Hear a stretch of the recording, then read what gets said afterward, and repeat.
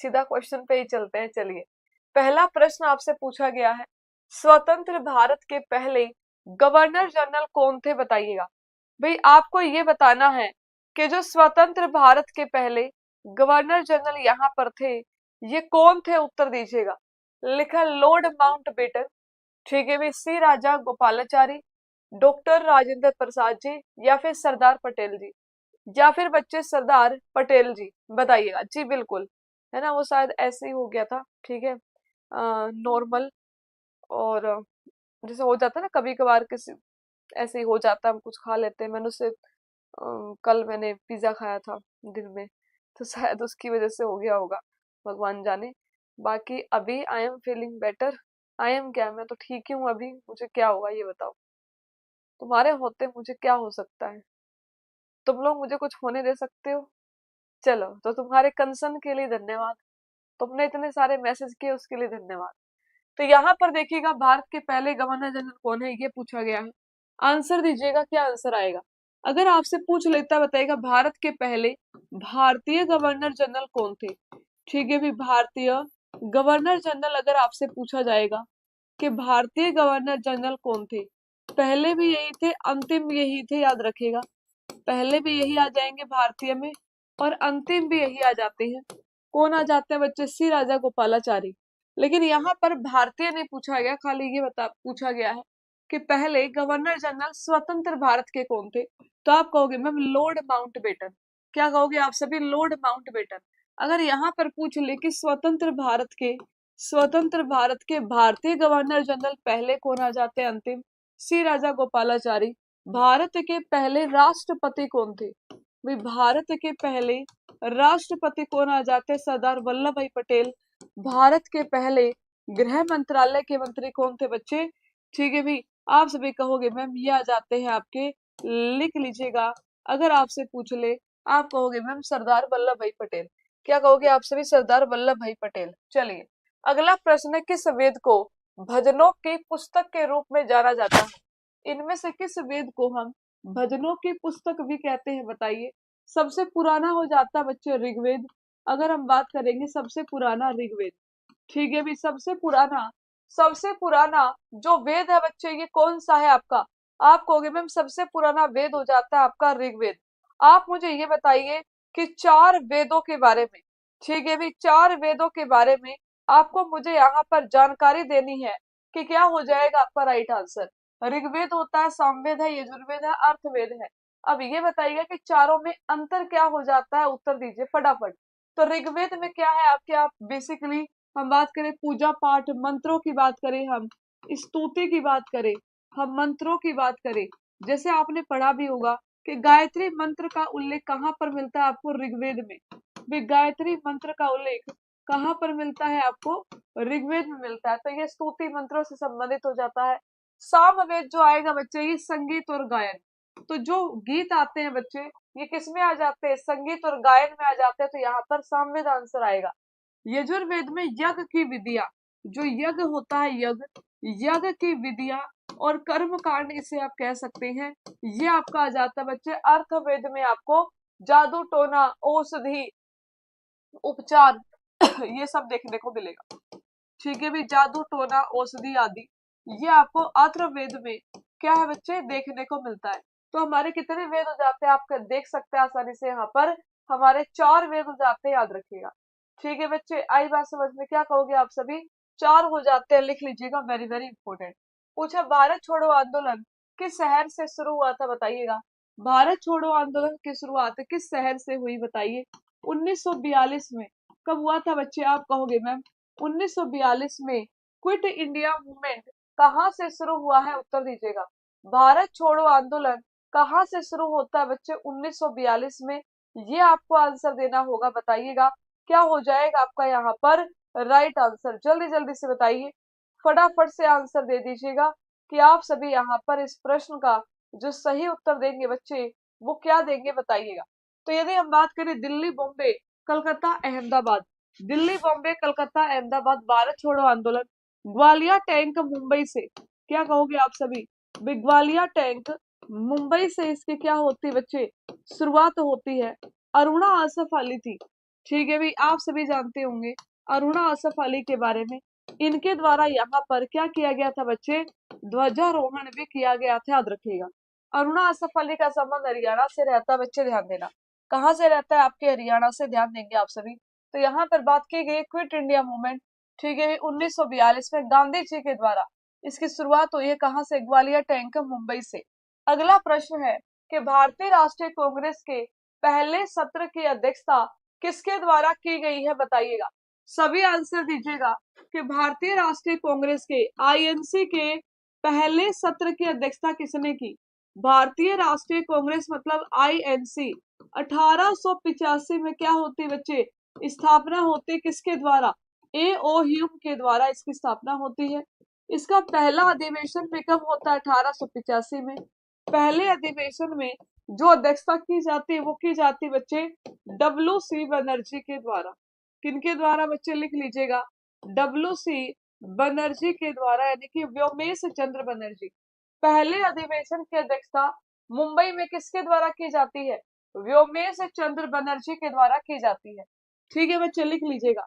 अगर आपसे पूछ ले, बताइए पहले मुस्लिम अध्यक्ष इसमें कौन बनते हैं, उत्तर दीजिएगा। पहले मुस्लिम अध्यक्ष, तो आप कहोगे बदरुद्दीन तैयब। क्या कहोगे आप सभी, यहाँ पर लिख लीजिएगा, बदरुद्दीन तैयब आपका आंसर आएगा। अगर आपसे पूछ लेगा, बताइए पहले, ठीक है भी, पहले नॉन इंडियन, अगर हम बात करें गैर भारतीय, ये कौन बने हैं बच्चे अध्यक्ष, तो आप कहोगे जॉर्ज यूले। क्या कहोगे आप सभी, जॉर्ज यूले। पहली महिला, ठीक है भी, पहली महिला अध्यक्ष कौन थी, बताइएगा। तो पहली महिला आ जाती है एनी बेसेंट। कौन आ जाएंगी बच्चे, एनी बेसेंट। और पहली भारतीय महिला, और अगर आपसे पूछ लेगा, बताइए कि पहली पहली भारतीय महिला कौन थी, तो भारतीय महिला आ जाती बच्चे यहाँ पर, लिख लीजिएगा, सरोजनी नायडू। कौन बन जाती इसकी अध्यक्ष, सरोजनी नायडू। भाई आईएनसी की अध्यक्षता करने वाली पहली भारतीय महिला कौन आएंगी, सरोजनी नायडू। सरोजनी नायडू जी का जन्मदिन होता 13 फरवरी, जिसे हम सभी राष्ट्रीय महिला दिवस के रूप में मनाते हैं, जो कि हम कल मनाएंगे, याद रखिएगा। तो डब्ल्यू.सी. बनर्जी, व्योमेश चंद्र बनर्जी आपका बिल्कुल सही उत्तर है। डॉक्टर भीमराव अंबेडकर ने, भाई डॉक्टर भीमराव अंबेडकर ने किस मौलिक अधिकार को संविधान का हृदय और आत्मा कहा है, बताइएगा। तो आप कहोगे शोषण के विरुद्ध अधिकार, संवैधानिक उपचारों का अधिकार, समानता का अधिकार, या फिर बच्चे यहाँ पर धर्म की स्वतंत्रता का अधिकार, बताइएगा आप सभी। या फिर आपका जो धर्म है बच्चे, धर्म की स्वतंत्रता का अधिकार, आपको बताना होगा क्या आंसर है। मैं करा चुकी हूँ क्लास में कई दफा, आंसर दीजिए, क्या आंसर आ जाएगा। भाई सेशन को शेयर कर दीजिएगा, सभी एक बार क्लास को शेयर कर दीजिएगा और बताइए क्या आंसर आएगा। तो आप सभी कहोगे मैम यहाँ पर संवैधानिक उपचारों का अधिकार जो आ जाता है, लिख लीजिएगा, बिल्कुल सही उत्तर आएगा ऑप्शन नंबर सी। क्या कहोगे आप सभी, आप कहोगे मैम संवैधानिक उपचारों का अधिकार जो आएगा आपका बिल्कुल सही उत्तर आ जाता है, लिख लीजिएगा। आर्टिकल नंबर 32, कौन सा आर्टिकल है ये आपका, तो आप कहोगे मैम आर्टिकल नंबर 32 है ये, ध्यान दीजिएगा। भाई कौन सा आर्टिकल आ जाता है बच्चे, आप कहोगे मैम ये आ जाता है आपका आर्टिकल नंबर 32, अगर आपसे पूछ लिया जाए। अगला प्रश्न आपसे पूछा, भारतीय संविधान में वर्तमान में कितनी अनुसूचियां हैं, बताइएगा। भाई आपको ये बताना है कि भारतीय संविधान में अगर हम बात करें वर्तमान में कितनी अनुसूचियां आपको देखने को मिलती हैं, बताइएगा। बेटा 8 थी पहले, एक बच्चा कह रहा है पहले 6 थी, पहले 8 थी, अब वर्तमान में 12 है। ठीक है भाई, जब 1950 में संविधान लागू हुआ था तो इनकी संख्या कितनी थी, 8, और वर्तमान में इनकी संख्या कितनी है, 12 हो जाती, याद रखिएगा, सी आंसर आएगा। क्या कहोगे आप सभी, पहले 8 थी, 8वीं अनुसूची में हमारी भाषाओं के बारे में लिखा हुआ है, ठीक है, याद रखिएगा। अभी कितनी है आपकी, 12 है। सांची स्तूप का निर्माण किस सम्राट ने करवाया था, बताइए। चंद्रगुप्त मौर्य, अशोक, कनिष्क, समुद्रगुप्त। आपसे पूछा गया, बताइए कि सांची स्तूप का निर्माण, जो सांची स्तूप है बच्चे, सांची स्तूप का निर्माण किसके द्वारा करवाया गया है, उत्तर दीजिएगा। ठीक है भी, आपको बताना है यहाँ पर कि सांची स्तूप जो है मैम, सांची स्तूप आ जाता है मध्य प्रदेश में। कहां पर है प्यारे बच्चों, ये आ जाएगा आपका मध्य प्रदेश। ठीक है भाई, सांची स्तूप कहाँ पर है? मध्य प्रदेश में है। ये मौर्य वंश का है बच्चे। क्या कहोगे आप सभी? मौर्य वंश। तो अशोका द ग्रेट जो आएगा आपका बिल्कुल सही उत्तर आ जाता है, लिख लीजिएगा। क्या कहोगे आप सभी? अशोक के द्वारा। किसी भारतीय राज्य की पहली महिला राज्यपाल कौन थी? उत्तर दीजिएगा। किसी भारतीय राज्य की किसी भारतीय राज्य की पहली महिला राज्यपाल कौन थी? सरोजिनी नायडू, सुचित्रा कृपलानी, विजय लक्ष्मी पंडित, पद्मजा नायडू। विजय लक्ष्मी पंडित जी यूएनजीए की अध्यक्षता करने वाली, ठीक है भी, पहली जो महिला बनी ये बनी। सुचेता कृपलानी यहाँ पर सीएम आ जाती हैं। गवर्नर जो आ जाएंगे बच्चे ये आएंगे सरोजिनी नायडू। तो ऑप्शन नंबर ए जो आएगा आपका बिल्कुल सही उत्तर आ जाता। 13 फरवरी को वर्ल्ड रेडियो डे भी होता, लिखिएगा आप सभी कि जो 13 फरवरी होता है बच्चे, 13 फरवरी को आपका विश्व रेडियो दिवस भी होता है। कौन सा दिवस होता है आपका? लिखिएगा आप सभी, विश्व रेडियो दिवस भी होता है। और साथ में बच्चे यहाँ पर राष्ट्रीय महिला दिवस भी होता है। कौन सा दिवस होता है बच्चे? लिखेंगे आप सभी कि राष्ट्रीय महिला दिवस भी आपका मनाया जाता है। राष्ट्रीय महिला दिवस भी आपका मनाया जाता है। अगला लिखा, भारत की सबसे ऊंची पर्वत चोटी कौन सी है? बताइएगा। देखिए जो पूर्ण रूप से, ठीक है भी, जो 100% पूर्ण रूप से अगर हम बात करें, यानी कि अगर हम 100% बात करें, जो 100% भारत में है, ये आ जाती है बच्चे नंदा देवी। क्या कहोगे आप सभी? जो पूरी तरह से 100% भारत में है, ये कौन सी आ जाएगी बच्चे? आप कहोगे मैम ये आ जाती है आपकी नंदा देवी। क्या कहोगे आप सभी? लिख लीजिएगा, नंदा देवी जो आएगा आपका बिल्कुल सही उत्तर आएगा। अगर आपसे पूछ ले, एक बच्चा कह रहा है कि मैम 2025 का करंट अफेयर करा दीजिएगा। सर की क्लास आएगी डेफिनेटली फॉर श्योर, ठीक है, 100%। तो सर आपको करा देंगे, डोंट वरी। अगर आप सर की रेगुलर क्लास लेते हैं करंट अफेयर वाली 7 बजे वाली, तो आपको कोई भी समस्या क्लास में नहीं आने वाली है। आप एक बार क्लास लेकर तो देखो, 100% आपके लिए बेनिफिशियल है। ठीक है, 7,816 मीटर इसकी ऊंचाई है। अगर आपसे पूछ ले, कंचनजंगा 8586 मीटर है। कंचनजंगा कितनी बच्चे? आप कहोगे मैम 8586, लेकिन कंचनजंगा पूरी 100% भारत में नहीं है। और जब भी आपको पूरा का पूरा भारत में दे दे, देखिए जो आपका नंदा देवी है, अगर हम बात करेंगे यहाँ पर, ये उत्तराखंड 100%। अगर आपसे पूछे, बहुत सारे बच्चे कह रहे हैं कि कंचनजंगा आ जाएगा, लेकिन 100% नहीं आएगा बच्चे। ठीक है भाई, भारतीय सीमा में है पूरी तरह से। ठीक है, अगर आपसे पूछ लिया जाएगा, बताइए, अरे यार क्या कर दिया हमने। ठीक है, ठीक है, तो आप कंचनजंगा कर दीजिएगा। अगर आपसे पूछ लेगा, बताइए कि पूर्णतः भारतीय सीमा में, मैं लिख देती हूँ जिससे कि आपको क्लियर रहे, कि बताइएगा पूर्णतः भारतीय सीमा में। ठीक है, अगर आपसे पूछ लिया जाए कि पूर्णतः भारतीय सीमा में कौन सी स्थित है, उत्तर दीजिएगा। तो बच्चे आप उसी के हिसाब से यहाँ पर आंसर देंगे कि क्या पूछा गया है आपसे। किस नदी को दक्षिण गंगा के नाम से जाना जाता है?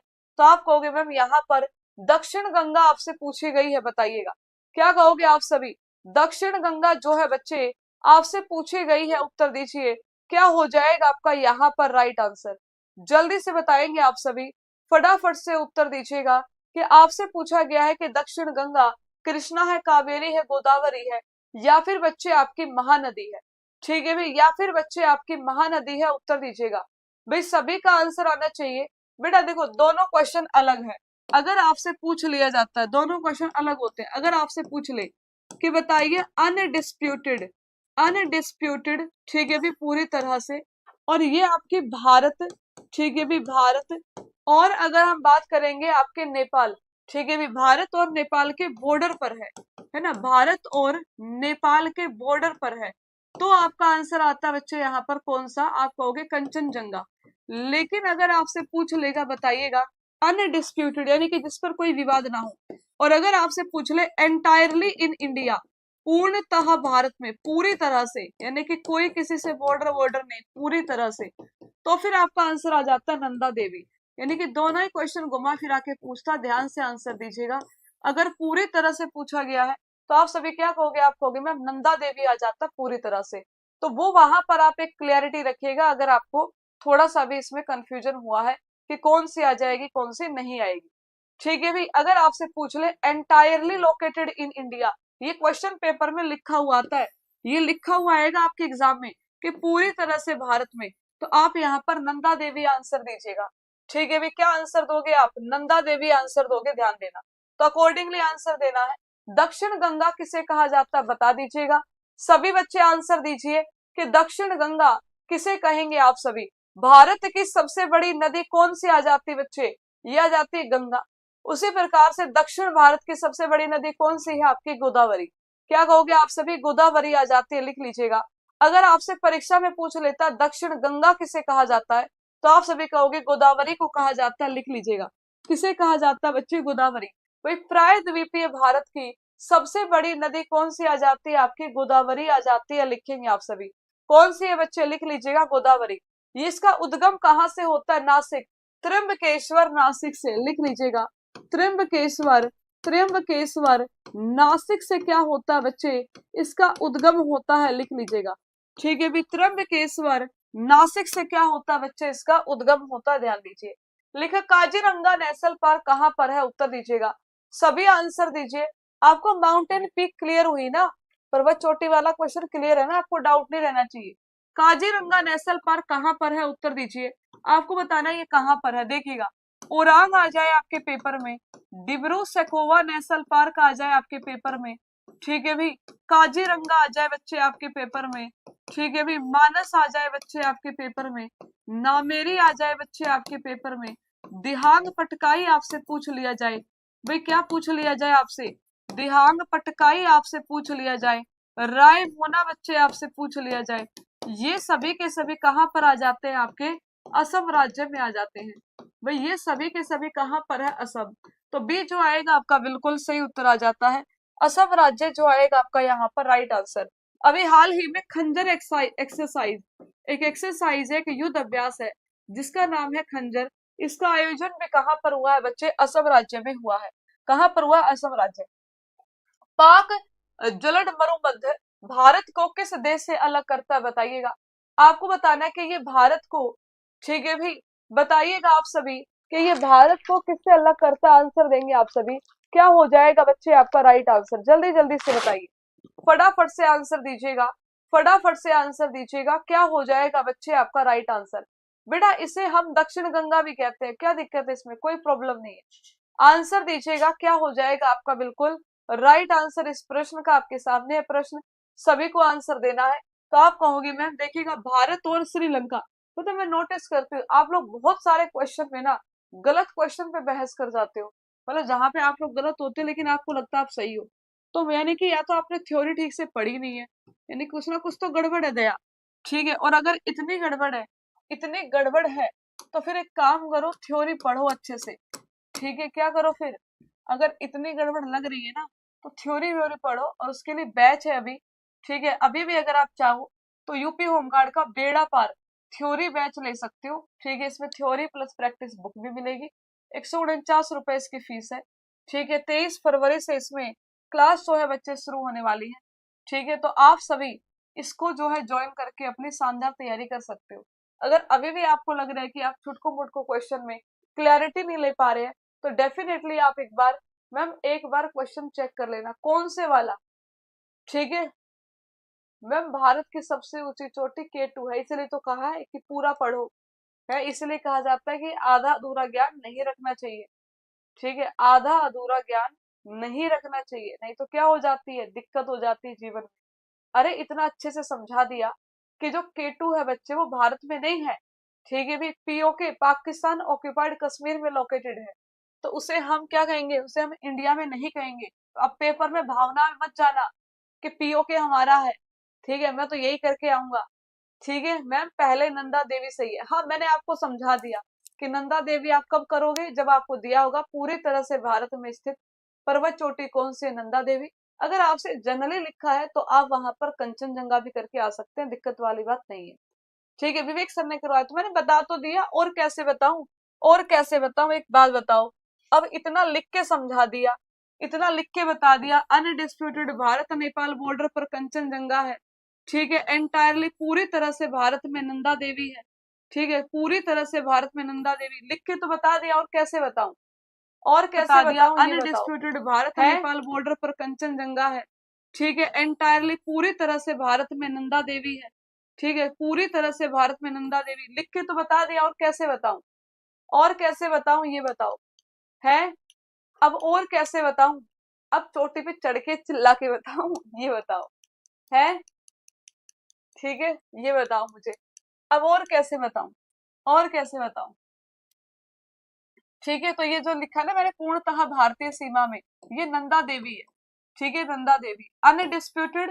ठीक है, भारत नेपाल बॉर्डर पे कंचनजंगा आंसर दे सकते हो, क्योंकि यहाँ पे क्या नहीं लिखा था, यहाँ पे ये नहीं लिखा है कि पूरी तरह से भारत में, एंटायरली इन इंडिया नहीं लिखा। जब आपको एंटायरली इन इंडिया लिख के दे देगा तो आप क्या आंसर दोगे, नंदा देवी। ठीक है, कोई दिक्कत वाली बात नहीं है, देख लीजिएगा, मैंने आपको बता दिया इसीलिए कि पेपर में क्वेश्चन आए, अपने हिसाब से करके आइएगा। भारत का कौन सा राज्य है कॉफी का सबसे बड़ा उत्पादक राज्य है, उत्तर दीजिएगा। ठीक है भी, सभी आंसर दीजिए कि भारत का कौन सा राज्य है कॉफी का सबसे बड़ा उत्पादक राज्य है, उत्तर दीजिएगा। कल मैं इस क्वेश्चन को 3-4 तरह से बना के लाऊंगी, जिससे कि आप लोगों को क्वेश्चन पे क्या मिल जाए, क्लैरिटी मिल जाए कि हाँ ठीक है ये आंसर आएगा। आपसे पूछा गया बताइए लार्जेस्ट कॉफी प्रोड्यूसिंग, ठीक है भी, स्टेट इन इंडिया, तो आप कहोगे कर्नाटक। क्या कहोगे आप सभी, कर्नाटक जो आएगा आपका बिल्कुल सही उत्तर आ जाएगा, लिख लीजिएगा। कर्नाटक की राजधानी क्या जाती है बच्चे, बेंगलोर। अगर आपसे पूछ लिया जाए, कमेंट करके बताइए कॉफी बोर्ड कहाँ पर है बच्चे। ठीक है भी, कॉफी बोर्ड कहाँ पर है बताइए। इसरो और HAL का हेडक्वार्टर कहाँ पर है बच्चे, बेंगलोर में है। वृषभावती नदी के तट पर है, याद रखिएगा। कौन सी नदी है आपकी, वृषभावती नदी के तट पर स्थित है, ध्यान दीजिएगा। कौन सी नदी है आपकी, लिखेंगे आप सभी, लिख लीजिएगा आप सभी, वृषभावती नदी के तट पर है, याद रखना। ठीक है भाई, आई बात समझ में। चलिए, एक बच्चा लिख रहा है, कुछ भी लिखे जा रहा है, तो कुछ भी मत लिख, अपना इतना दिमाग नहीं लगाना, कब ही दिमाग लगाना पेपर में। भारत की सबसे पुरानी पर्वत श्रृंखला कौन सी है बताइएगा। अगर आपसे पूछ लेगा बताओ कि सबसे पुरानी पर्वत श्रृंखला कौन सी है, उत्तर दीजिए। आपसे पूछा गया बताइए कि सबसे पुरानी पर्वत श्रृंखला कौन सी आ जाएगी, उत्तर दीजिएगा। क्या हो जाएगा बच्चे आपका राइट आंसर, सभी आंसर दीजिए कि भारत की सबसे पुरानी पर्वत श्रृंखला कौन सी है, उत्तर दीजिएगा। ठीक है भी, सभी आंसर देंगे, क्या हो जाएगा आपका यहाँ पर राइट आंसर। अरे गधे, इसमें ये नहीं लिखा कि भारतीय संविधान में कितनी अनुसूचियां थी, ये लिखा है क्या, थी, है यानी कि वर्तमान में कितनी है, 12 है। अब चुपचाप पढ़ाई कर लो। ठीक है, कुछ भी लिखे जा रहे हो, मतलब फालतू में बकवास। अब एक बच्चे को क्या मैंने एंटरटेन कर दिया, तुम सारे ऐसे करोगे। है, आपसे पूछा सबसे पुरानी, अगर सबसे नवीनतम पूछ ले तो हिमालयन रेंज जो है आपकी, ये नवीनतम पर्वत श्रृंखला है।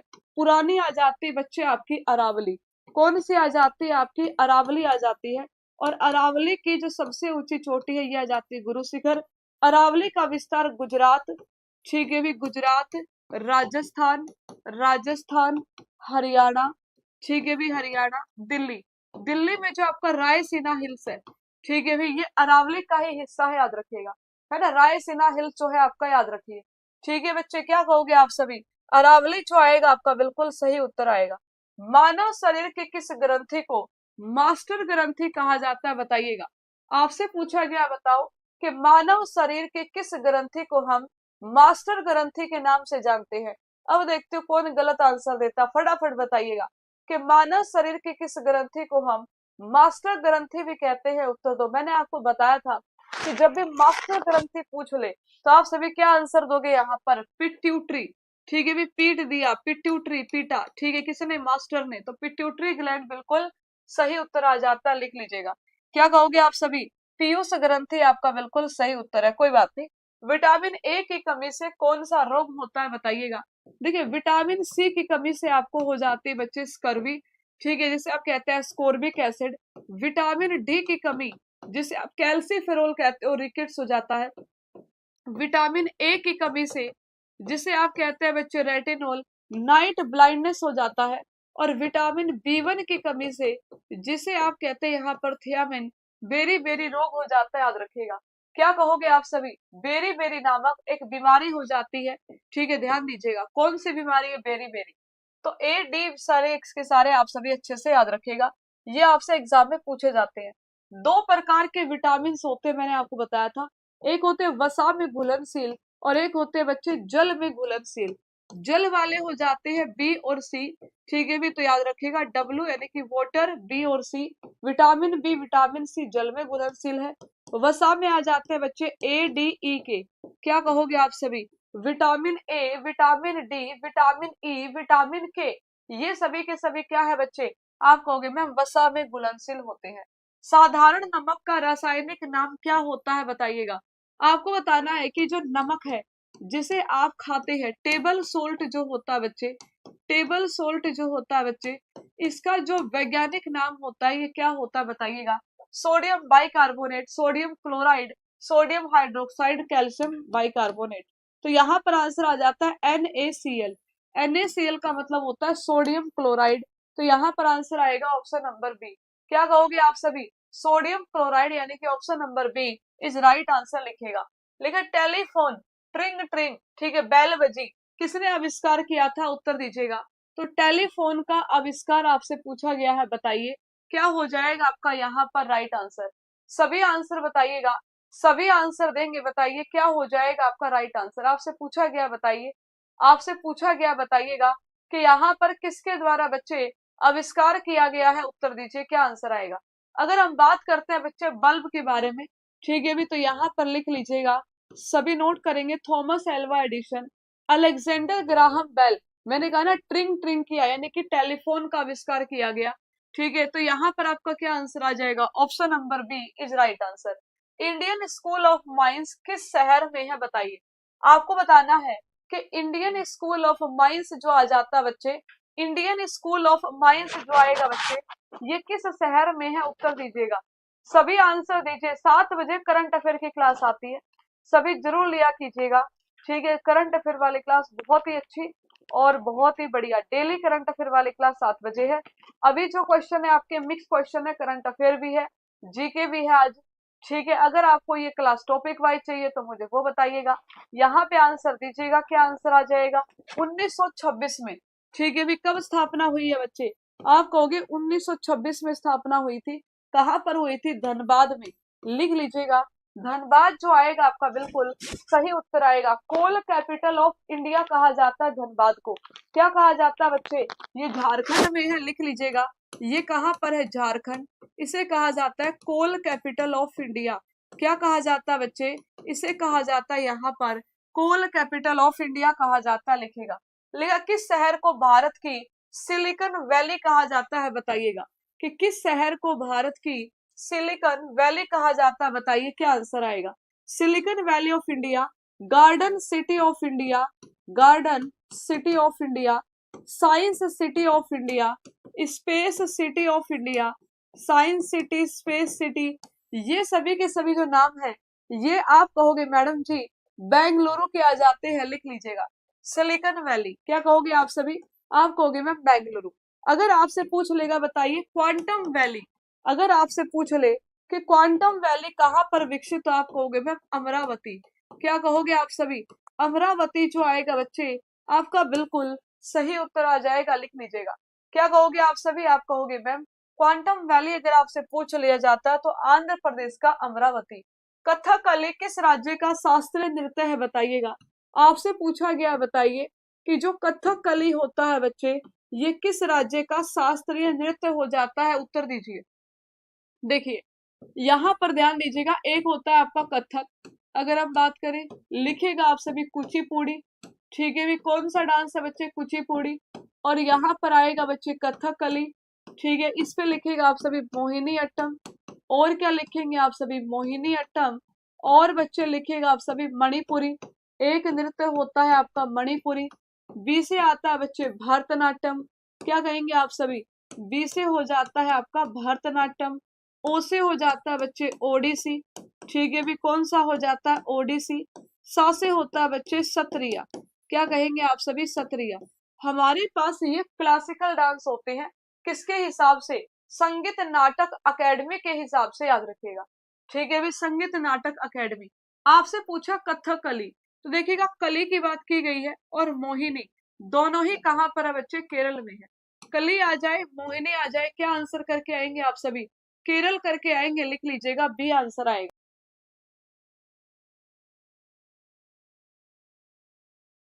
ओडिसी उड़ीसा, सत्रिय आ जाता है बच्चे असम राज्य में। क्या कहोगे आप सभी? असम राज्य में। ठीक है, कुचिपुड़ी कहाँ पर आ जाता है? आंध्र प्रदेश, कच्चीपुड़ी खाई आंध्र प्रदेश में। कथक कहाँ पर है बच्चे? आप कहोगे ma'am North India, North India Uttar Pradesh में है, लिख लीजिएगा। ठीक है, समझ गए आप सभी? नॉर्थ इंडिया या फिर उत्तर प्रदेश आपको लिख के देगा। अकॉर्डिंगली आप यहाँ पर क्या दोगे? आंसर दोगे। तो कथकली कहाँ पर आ जाता है? कली और मोहिनी दोनों ही बच्चे आपको केरल में देखने को मिलेंगे। कहां पर देखने को मिलते हैं बच्चे? केरल में। राष्ट्रगान जन गण मन किसने लिखा था? उत्तर दीजिएगा।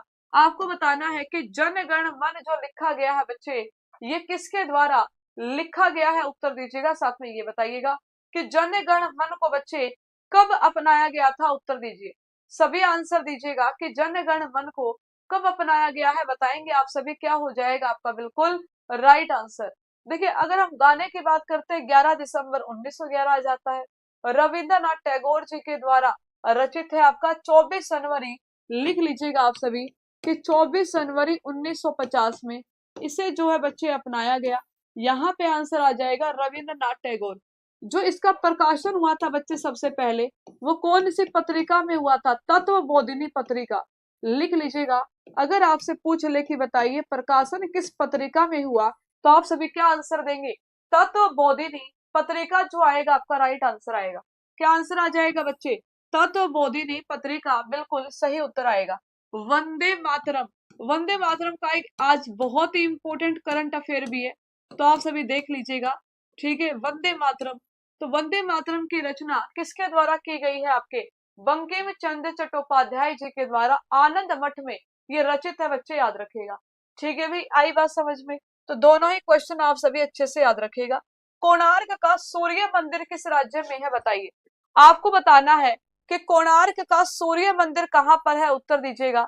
सभी आंसर देंगे, बताओ क्या आंसर आएगा। ठीक है भी, बच्चे कह रहे कि मैम 150 साल पूरे हो गए हैं, ये करंट अफेयर है क्या? जी नहीं। वंदे मातरम के कुछ जो स्टेंजाज होते हैं, यानी कि जो पैराग्राफ होते हैं बच्चे, इन्हें क्या कर दिया गया है? आप कहोगे मैम कंपलसरी कर दिया गया है, याद रखिएगा।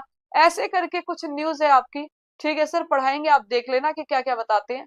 कुछ जो इसके पैराग्राफ है, उन्हें क्या कर दिया गया बच्चे? आप कहोगे मैम कंपलसरी कर दिया गया गाना। ठीक है भी, गाना कंपलसरी है, चाहे कहीं पे भी गाया जाए, स्कूल में हो या कहीं पर भी, इतने पैराग्राफ तो गाए ही जाएंगे।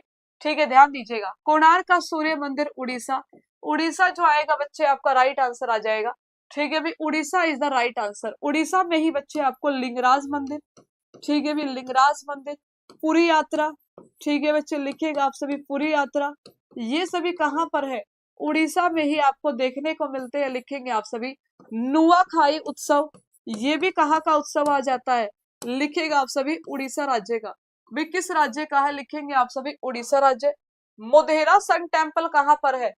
तो मोढेरा सन टेम्पल आपके गुजरात में है। माई एक्सपेरिमेंट विद ट्रुथ, ये किसकी रचना है? उत्तर दीजिएगा। माई एक्सपेरिमेंट विद ट्रुथ, तो ये महात्मा गांधी जी की रचना आ जाती है। नवजीवन की हम बात करें, यंग इंडिया की बात करें, इंडियन ओपिनियन की बात करें, हिंद स्वराज की बात करें, ये सभी के सभी जो बुक्स हैं या फिर पत्र है, ये किसके हैं बच्चे? ये महात्मा गांधी जी के हैं। मधुबनी पेंटिंग किस राज्य में लोकप्रिय है? बताइएगा। आपको बताना है कि जो मधुबनी पेंटिंग है वह किस राज्य में लोकप्रिय है, बताइए। ठीक है भी, किस राज्य में लोकप्रिय है? उत्तर दीजिएगा। सभी आंसर दीजिए, क्या आंसर आएगा। एक बार अगर हो सके तो प्लीज सेशन को आप सभी क्या कर दीजिएगा बच्चे, शेयर कर देंगे, जिसने भी अभी तक ना किया हो फटाफट से। ठीक है भी, सभी एक बार क्लास को क्या कर दीजिएगा, शेयर कर देंगे, जिसने भी अभी तक ना किया हो, जिससे कि आपके सारे दोस्त, भाई बहन, मित्र सभी एक साथ क्लास में आए और एक साथ क्लास को देखें। ठीक है, तो पेंटिंग की बात की गई है, इसे जीआई टैग भी प्राप्त है, काफी ज्यादा चर्चा में रहती, याद रखिएगा। तो मैं आपको कुछ पेंटिंग बताती हूँ, जैसे ये मधुबनी आ जाती है बिहार की, आपने सुना होगा मिथिला। ठीक है भाई, ये भी है बच्चे, कहाँ पर आप कहोगे? बिहार। पट्टचित्र आपसे पूछ लेगा, बताइए कहाँ पर? तो लिखेंगे आप सभी, उड़ीसा। आपसे पूछा जाएगा वर्ली कला, यानी कि वर्ली पेंटिंग कहाँ पर होती बच्चे? ये आ जाती है आपके महाराष्ट्र में। भी वर्ली कला, वर्ली पेंटिंग कहाँ पर आ जाती है? आपके महाराष्ट्र में आ जाती है, लिख लीजिएगा। फड़ कला जो देखने को मिलती है आपको, फड़ कला, ये कहाँ पर आ जाती है बच्चे? राजस्थान में। अगर हम बात करेंगे फड़ कला के बारे में, लिख लीजिएगा, राजस्थान आपका बिल्कुल सही उत्तर आएगा। आंध्र प्रदेश में होते हैं कलमकारी। अगर हम बात करें कि कलमकारी कला होती है बच्चे, ये कहाँ पर होती है, लिखिएगा आप सभी, ये हो जाती है आपके आंध्र प्रदेश में। पश्चिम बंगाल में कौन सी होती है बच्चे, काली घाट। क्या कहोगे आप सभी, काली घाट चित्रकला। काली घाट चित्रकला ये किस राज्य की है बच्चे, पश्चिम बंगाल राज्य की है, लिख लेना। कौन सा राज्य, पश्चिम बंगाल। अगर मैं मध्य प्रदेश की बात करूं तो लिख लीजिएगा आप सभी, गोंद आ जाती है बच्चे, ठीक है भी। और भी आपकी आ जाती है मध्य प्रदेश में, बाघ आ जाती है, बाघ। ये कहाँ पर देखने को मिलती है आपको, ये मध्य प्रदेश में आपको देखने को मिलेंगी, ठीक है। कोहबर करके होते बच्चे, लिखेगा आप सभी, कोहबर करके, ठीक है, कोहबर करके। ये कहाँ पर देखने को मिलती है बच्चे, झारखंड में। क्या कहोगे आप सभी, झारखंड। तो ये सारे के सारे याद रखिएगा, ये एक एग्जाम में पूछ लिया जाता है आपसे, तो आपको जानकारी होनी चाहिए कि पट्टचित्र उड़ीसा, वर्ली महाराष्ट्र, फड़ राजस्थान, गोंद और बाघ मध्य प्रदेश, मिथिला और जो मधुबनी पेंटिंग है आपके बिहार में, काली घाट पश्चिम बंगाल, कलमकारी आंध्र प्रदेश, कोहबर झारखंड। कोहबर बच्चे झारखंड, तो याद रखिएगा अच्छे से। भारत की सबसे बड़ी झील कौन सी है बताइएगा। आपको यहाँ पर चलो मैं क्लैरिफाई कर देती हूँ कि भारत की सबसे बड़ी ताजे पानी की झील बताइएगा। भारत की सबसे बड़ी ताजे पानी की झील आपको बतानी है, चलिए आंसर दीजिए, क्या आ जाएगा आपका राइट आंसर। आप कहोगे मैम वुलर झील जो आएगी आपकी ताजे पानी की सबसे बड़ी झील आ जाती है चिल्का झील। वुलर झील कहाँ पर है, जम्मू कश्मीर। चिल्का झील कहाँ पर है, उड़ीसा, ठीक है। डल झील कहाँ पर है बच्चे, जम्मू कश्मीर, ठीक है भी। पुलिकट झील जहां पर फ्लेमिंगो फेस्टिवल भी मनाया जाता है, लिख लीजिएगा, आंध्र प्रदेश। पानीपत का पहला युद्ध किस वर्ष में हुआ था, उत्तर दीजिएगा। देखो आप सभी पढ़ते हो किसके बारे में, दिल्ली सल्तनत के बारे में। पढ़ते हो कि नहीं पढ़ते बताओ, इतिहास में बिल्कुल पढ़ते हो। तो दिल्ली सल्तनत में आपने ये भी सुना होगा कि देखिए कुछ इस प्रकार से आपको सल्तनत जो है देखने को मिलती है, ध्यान से देखेगा। तो ये हो जाता है बच्चे स्लेव डायनेस्टी, कैसे हो जाता है बच्चे, खिलजी, ठीक है भी, खिलजी। टी से हो जाता है बच्चे तुगलक वंश होता है, तुगलक वंश। फिर आता है बच्चे आपका सैयद डायनेस्टी, और बच्चे लास्ट लिखेगा आप सभी लोधी डायनेस्टी। कौन सा वंश आ जाता है, लोधी वंश। तो ये जो लोधी वंश का राजा था इसका नाम था इब्राहिम लोधी। क्या नाम था बच्चे, इसका नाम है इब्राहिम लोधी। इब्राहिम लोधी और बाबर के बीच में, ठीक है भी, लिखिएगा आप सभी, बाबर। बाबर और इब्राहिम लोधी के बीच में हुआ था पानीपत का पहला युद्ध 21 अप्रैल 1526 में, ठीक है भी। बाबर की सेना की जीत होती है, लोधी वहां पर क्या हो गया भैया, लुढ़क गया, टाई टाई फिश, ठीक है। 1526 बिल्कुल सही उत्तर आ जाएगा, लिख लेना। 1556 में दूसरा युद्ध होता है, 5 नवंबर 1556। किस किस के बीच में हुआ था बच्चे, आप कहोगे अकबर और हेमू। अकबर की सेना और हेमू के बीच में, जिसमें अकबर की सेना विजयी होती है। 1761 की अगर हम बात करते हैं, पानीपत का तीसरा युद्ध होता है। ये होता है बच्चे 14 जनवरी 1761 में, मराठे और अहमद शाह अब्दाली, जिसमें किसकी जीत होती है, अहमद शाह अब्दाली की जीत होती है, याद रखिएगा। तो तीनों के तीनों जो है यहाँ पर युद्ध आप लोग अच्छे से याद रखिए, पानीपत का पहला, दूसरा, तीसरा, ठीक है। फिर लिखा है 1191 में तरावड़ी का युद्ध हुआ था, तरावड़ी का पहला युद्ध पृथ्वीराज चौहान और मोहम्मद गोरी के बीच में। किस किस के बीच में बच्चे, पृथ्वीराज चौहान और मोहम्मद गोरी के बीच में हुआ था। पहले युद्ध में पृथ्वीराज चौहान की जीत हुई थी। 1192 में दोबारा होता है, दोबारा से आता है, ठीक है भी। कौन यहाँ पर, गोरी आक्रमण करने, और दूसरे युद्ध में जयचंद गोरी का साथ देता है बच्चे, याद रखिएगा, उसकी जीत होती है। माउंट एवरेस्ट पर चढ़ने वाली पहली महिला कौन थी, उत्तर दीजिएगा। संतोष यादव, बछेंद्री पाल, प्रेमलता अग्रवाल जी, अरुणिमा सिन्हा जी। अगर आपसे पूछ ले कि पहली एम्प्यूटी महिला, दिव्यांग महिला कौन थी बताइएगा, तो ये आ जाती है बच्चे अरुणिमा सिन्हा। पहली महिला कौन थी बच्चे बताइएगा, तो पहली महिला हो जाती है यहाँ पर बछेंद्री पाल। क्या कहोगे आप सभी, बछेंद्री पाल। आपसे पूछेगा बताइए लगातार 2 बार, ठीक है भी, आपसे अगर पूछ ले कि बताइए लगातार 2 बार माउंट एवरेस्ट को सबसे पहले किसने फतेह किया है बच्चे, तो आप कहोगे संतोष यादव। किसने किया है बच्चे, संतोष यादव।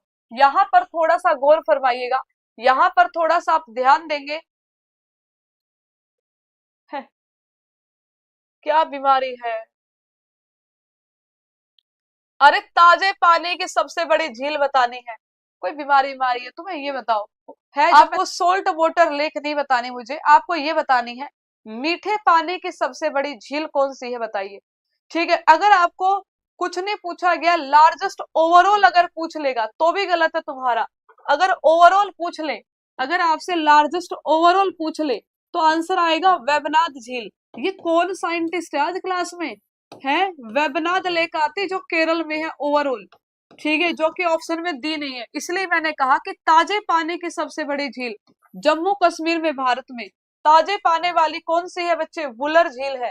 दिमाग कतई क्या है, नींद में है भाई। ठीक है, नींद में। ये केरल वाली झील सबसे बड़ी है ओवरऑल, जो कि ऑप्शन में ही नहीं है। ठीक है, अगर आप ओवरऑल जानना चाह रहे हो कि कौन सी है तो मैंने बता दी आपको। ठीक है, बता दिया मैंने आपको, ये भी मैंने आपको बता दिया। अजीब बच्चे हो, बिहू किस राज्य का प्रसिद्ध त्योहार है।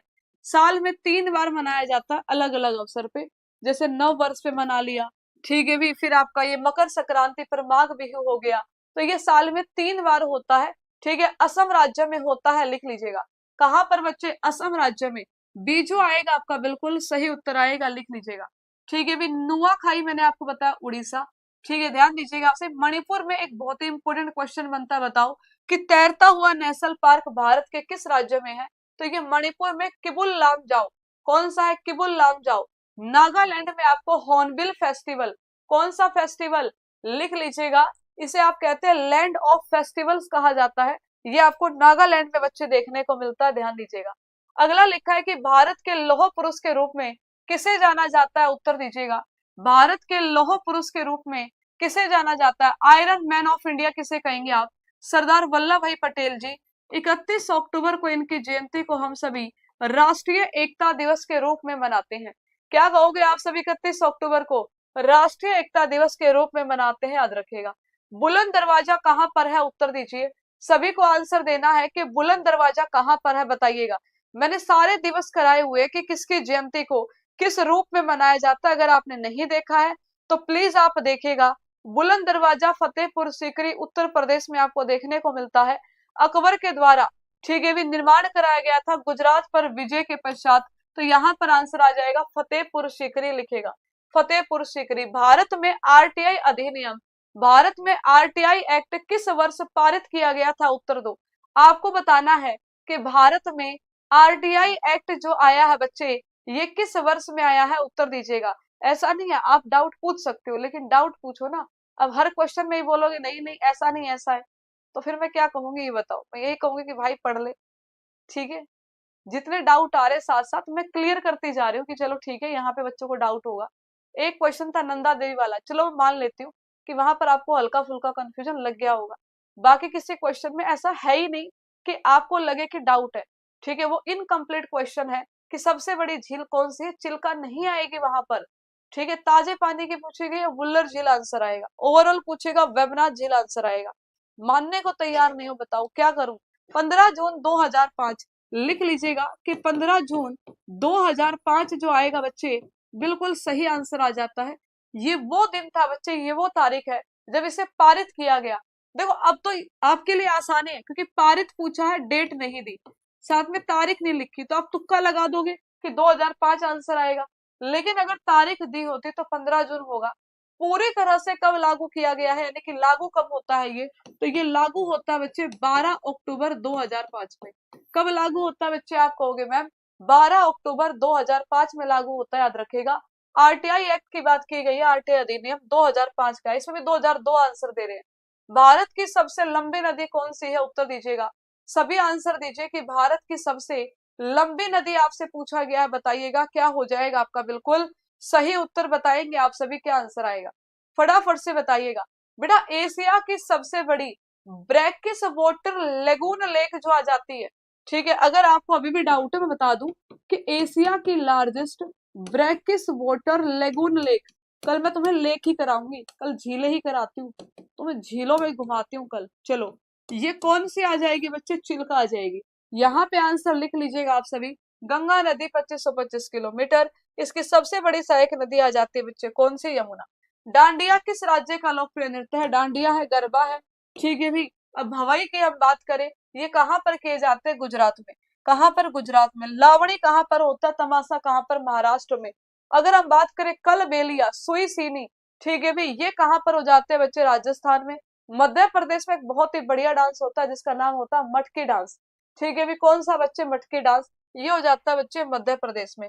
ब्रह्म समाज की स्थापना किसके द्वारा की गई है? कल परसों पढ़ाया था, पूरा कंप्लीट बताइए कि ब्रह्म समाज की स्थापना किसके द्वारा? तो आप कहोगे मैम राजा राम मोहन रॉय के द्वारा की गई है, लिख लीजिएगा, राय के द्वारा की गई है, लिख लीजिएगा। राज्यसभा सदस्य का कार्यकाल कितना होता है बताइएगा? स्थायी है, 6 वर्ष होता है, 5 साल का होता है, 4 वर्ष का होता है, उत्तर दीजिएगा। ठीक है भाई, आपको बताना है कि राज्यसभा सदस्य का कार्यकाल कितने वर्ष का होता है, उत्तर दीजिएगा। क्या हो जाएगा बच्चे आपका राइट आंसर? ठीक है, साथ में ये बताइए कि कर्क रेखा भारत के कितने राज्यों से होकर के गुजरती है? तो ये भी मैं आपको बहुत ही अच्छे से पढ़ा चुकी हूँ कि 8 राज्यों से होकर के गुजरती है, ध्यान दीजिएगा। ठीक है भाई, कितने राज्यों से बच्चे? आप कहोगे मैम 8 राज्य, जो आएगा आपका बिल्कुल सही उत्तर आ जाता है। इसरो का मुख्यालय, ये पूछा गया है, तो इसरो का मुख्यालय आपके बेंगलोर में आ जाता है। कहाँ पर आ जाएगा बच्चे? बेंगलोर, ध्यान दीजिएगा।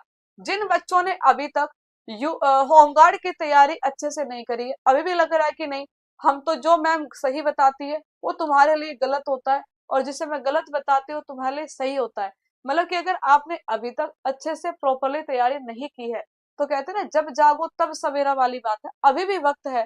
अगर जाग जाओगे तो फायदे में रहोगे। आप सभी ये बेड़ा पार, आपका बेड़ा पार हो जाएगा, बैच ले सकते, एग्जामपुर ऑफिशियल एप्लीकेशन पर अवेलेबल है आपके लिए। ठीक है, 23 फरवरी से आपकी क्लासेस शुरू होंगी। थ्योरी प्लस प्रैक्टिस आपको इसमें बुक भी मिलेगी, यानी कि कंप्लीट बैच